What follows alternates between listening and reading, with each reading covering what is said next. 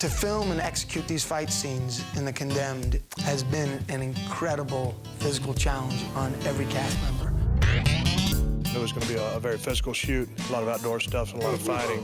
I was in the gym every day. Hooked up with a guy here in Australia who helped me with my diet. During most of the movie here, I was about 6.5%, 7% body fat, which is very lean for me. Yes, but straight away, Jabby. I came to the Gold Coast 3 or 4 weeks in advance to work on all my fight scenes and had some long fight sequences. I was trained by some of the best guys around, a guy named Richard Norton. This is Richard Norton, who's done probably 65 movies, a lot of movies with Jackie Chan, and he's pretty much a martial arts wonder. Various martial arts, grappling, mixed martial arts, karate, jiu-jitsu. Basically, he's a legend in the business, and we're lucky to have him here. And then my double and another guy who helped train me was a guy named Sam Greco. He's doing a lot of the stuff with me and for me, and he's doubling me. Do we look the same? Sam's a K1 champion, world kickboxing champion. He's just bad to the bone. And another guy named Ronnie Vrieken, one of the stuntmen here in Gold Coast. Ron's been in the martial arts for about 30 years, and you got 5 different belts. I got to say that the guys that were working with me did a real good job in preparing me for the role. The training room was called Pain Club before we started. They're going to hurt you a bit. So everyone used to say, oh, look, you know, we've got to go back to Pain Club to do our rehearsals. My job number one is to try and make them very comfortable with what I'm choreographing, because I try and tell them that choreography is like notes of music. I mean, it can all be changed, and I stress on them, if you feel a little uncomfortable, you have to let me know and I will change the choreography. When we started off, I came in and Stone Cold had been with the boys for a couple of weeks, and I come in and I said, look, lads, you know, I just do this. Just put the camera on here for me. I don't do all that stuff. But it was so good and so well organised that we got in there and it was safe. They made it safe. You know, there's nothing better than an actor getting in there. Gotcha!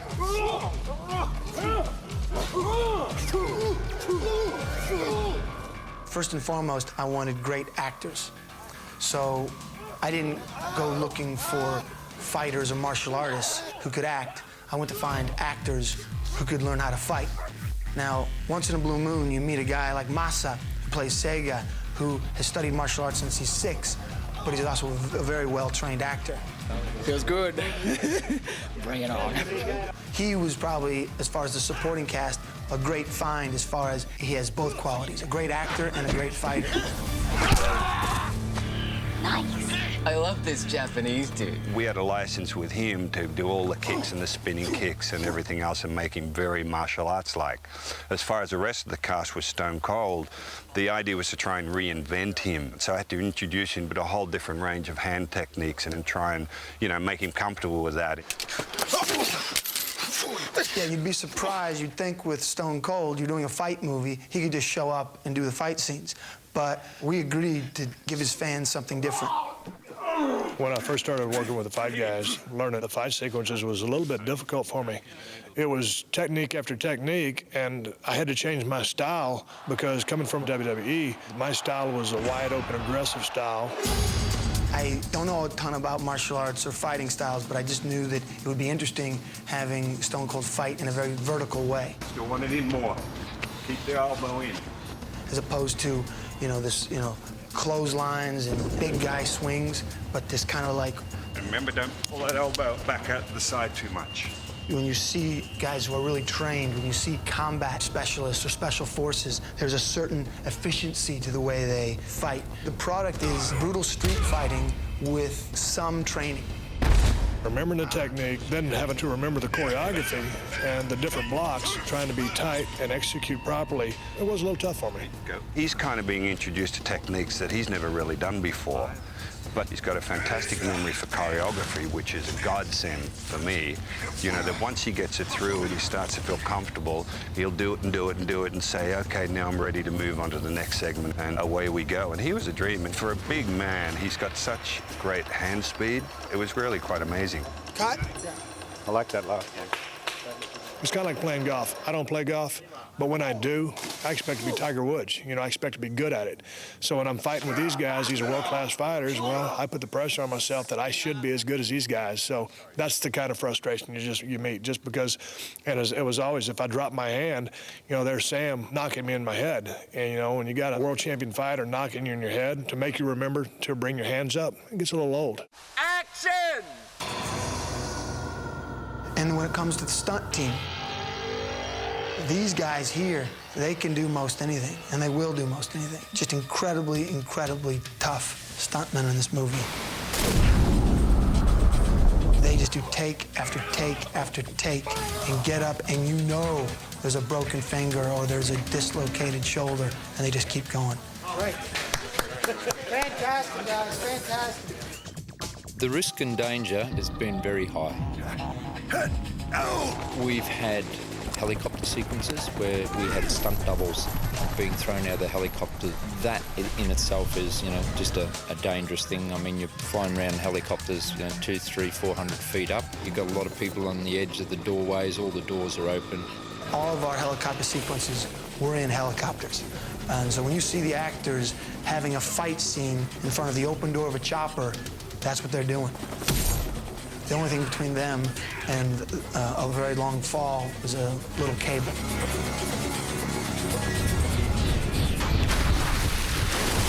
A lot of people would ask, why put your actors in dangerous locations, in helicopters, on the edge of cliffs, when you could just do green screen?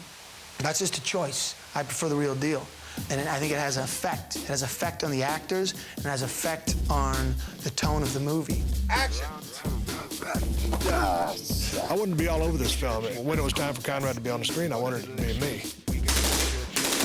It's absolutely imperative that Stone Cold is doing most of his own stunts because you want the ability to go in very close and have even the most skeptical moviegoer say, that's Stone Cold. That something's got just a little warm. I didn't bring any marshmallows, and I wasn't going to play the part of the marshmallow. When you see an actor fighting and there's a 100-meter cliff behind them, it's really there. Let's go. Just you and me. It's been very physically demanding, not only because of the action involved, but also within the locations we've had to work in. The movie's shot entirely in Australia, on the Gold Coast. We are filming in some of the most impossible landscapes. We start this film on what is our island. Now, that island was an island off the coast of Brisbane. It was an island called Tangalooma. We got on a ferry, and they loaded up every single truck that was needed, all the makeup stuff and all the camera stuff. That in itself, moving all that stuff to that island for a week, for production to pull that off without a hitch, and they did, was unbelievable. Then once you got up to go to set, you get on the four-wheel drive school bus, at 5 in the morning. But it'd be a 45-minute to an hour ride before and after work every single day. This is really being on the road. Then when we got back to the mainland, we're working in waterfall areas, we're working in gorges that we had to construct steps. We're in swamps, we're in jungles, we're in the rainforest. And then we're working all day on beach locations in water. With the tide coming in and surrounding us, on the side of cliffs, on wet rocks, down in a deep valley that takes the camera crew half an hour just to get down there and haul all the equipment. At the Natural Arch, we had to actually be wired up there in case we fell. I mean, you're probably going to die. So a lot of pretty dangerous stuff, all done very safely. We're out there in the elements. A lot of times it'd rain on us, so a lot of times you got to hold up. You get in the rhythm of fighting, get warmed up, and then it'd be a big rainstorm, and we'd have to stop. It's raining. Action. It's a couple of scenes. I'm coming out some water, and I'm crawling through the mud. And you're trying to look as cool as possible, but the bottom line is, when you take that first plunge in there, and the water is, extremely cold, and you're shivering about, midway through, and you're trying not to shiver while the camera's rolling. It gets cold when you're only running about 4% body fat. You got to be a good actor to act like you're not freezing your ass off. That's the glamorous side of show business. I think it's fun to go through the hardships just because it's not fun when everything's too easy. Every single cast member has basically rolled up their sleeves and said, whatever you need, I'll give you. And they'll fight through the pain. The tone is ruled by 2 words, authentic and unapologetic. So the fight scenes had to be authentic. The violence had to feel real. That's one angry bitch. There's an episode when Vinnie Jones' character, McStarley, is doing something very, very evil to a woman. And I start slashing her and torturing her, and that's pretty gruesome. I sort of stayed away from her for the 2 or 3 weeks on set because I knew I had to do that scene. And I just thought if we were, you know, real buddies and good mates and everything, it'd have been harder to do that. After one of those last takes, I almost burst into tears. It's emotionally as demanding as well as physically demanding. There was silence, that one scene. It brought a blanket down over it, the whole crew. And then we carried on in the afternoon, same thing. Everybody was subdued. And we went in the next day and everyone was talking about saying, you know, that like really happened, you know, and was in this big forest in the jungle and this girl's screams and everything it just really upset everybody. You know, although it was a fabulous job, it was like how unbelievable that was, you know, so hopefully that will come out on screen, you know, but that was one of the big things that I remember of this movie. I mean, there hasn't been an action movie that is as violent, but realistically as violent, that I've seen in a long time. And I fought with Nathan Jones on a damn side of a mountain for 2 days. And he's a big man. He's 6'11", 320. He's an absolute monster. And so we beat the hell out of each other. And I was drilling him in the ribs, and, you know, he was kicking me when I was down. I mean, I looked at him, I said, hey, man, kick the hell out of me. You know, just make us look good. I cracked his head into the rock there. That was an accident, though. Just coming from a WWE, if you're gonna get in a fight, you might as well make it look like the real deal. I think he's the toughest damn opponent I've ever had. You got to be able to look at that thing and say, oof, geez, that must have hurt. It's all reality stuff we're using, so it is as real as you're going to get. Plus, all, like Stone Cold and all the wrestling training that all us guys have had, we're more skilled, you know, and we're a bit more willing to take the blows.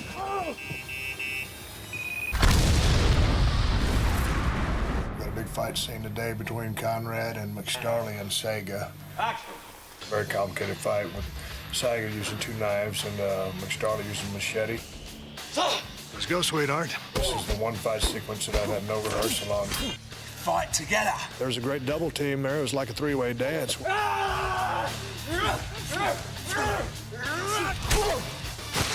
Saiga, he was absolutely wonderful and with excellent technique, so working with him was a breeze. He's not a real nice guy in this movie, but he goes out in a kind of a blaze of glory. He dies a good death. It's a strong death, you know, they can be proud of. My character, almost everything was fight scenes. And I was very nervous about doing, you know, with the very experienced fighters like Sam Greco and Steve himself. You know, I used to watch him on TV and thinking how great he is. Musa was just an absolute bonus for us.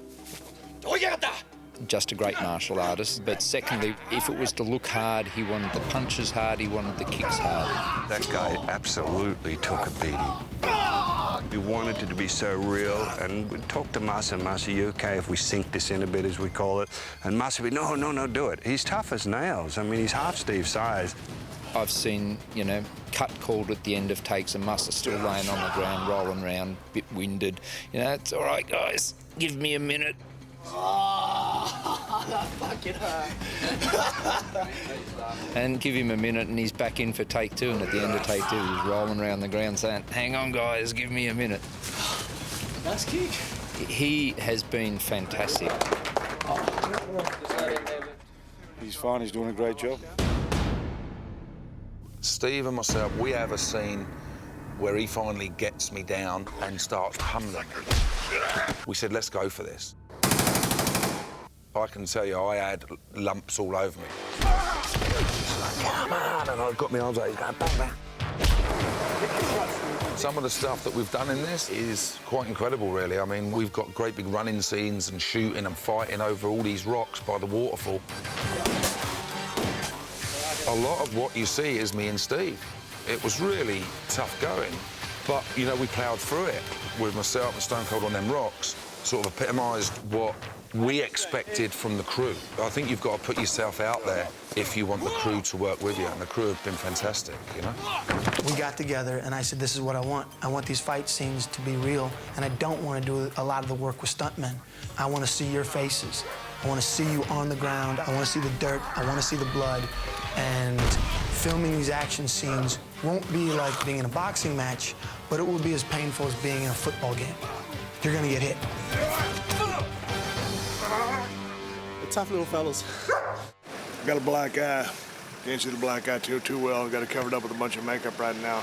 Stone Cold got a black eye. That's purely because Manu, who is playing Paco, forgot the choreography. In deference to them, they're on really the worst possible surface, rocks with sharp edges and everything. You can hardly stand.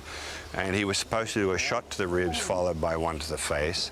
He forgot the one to the ribs and went straight to the one to the face. So Steve's all ready for this, and he copped one. And the only way you could tell is that every time he took a fake punch, his head would go back, and then one time an actor cracked him right in the eye, and Steve didn't even move. I didn't even flinch on that one. I don't even think it moved my head. It gave me a black eye, but it didn't bother me. And he didn't kill me. He let me. He took it very well. It's not ping pong, you know? I mean, you do a fight move, you got to expect you're going to get some knocks and bruises, and that was Steve's. You could see a little bit of swelling, and he's like, "Oh, I'm fine. Let's go on and roll film.